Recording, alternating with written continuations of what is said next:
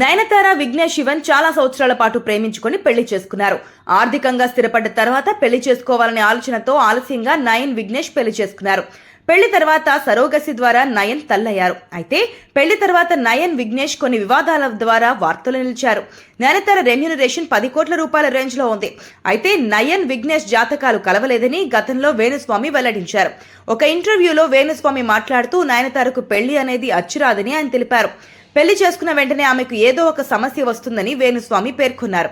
నయనతార సుదీర్ఘకాలం పాటు హీరోయిన్ గా కెరియర్ ను కొనసాగించారని ఆయన వెల్లడించారు. పరిహారాలు ఉంటాయని వాటిని చేసుకోరని వేణుస్వామి పేర్కొన్నారు.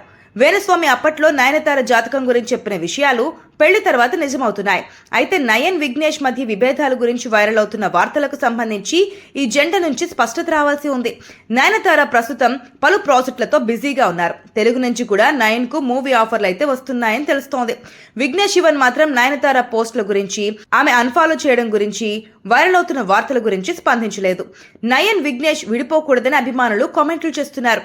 నయనతార అన్ఫాలో చేయడం గురించి నయన్ విఘ్నేష్ సన్నిహితులు భిన్నాభిప్రాయాలు వ్యక్తం చేస్తున్నారు. నయన్ విఘ్నేష్ లను అభిమానించే ఫ్యాన్స్ సంఖ్య పెరుగుతోంది. నయన్ విఘ్నేష్ గురించి వార్తలు ప్రస్తుతం సోషల్ మీడియా వేదికగా హాట్ టాపిక్ అవుతున్నాయి. విఘ్నేష్ కెరియర్ పరంగా ఎదుర్కొంటున్న ఇబ్బందులే నయన్ విఘ్నేష్ మధ్య సమస్యలకు కారణమని కామెంట్లు వినిపిస్తున్నాయి.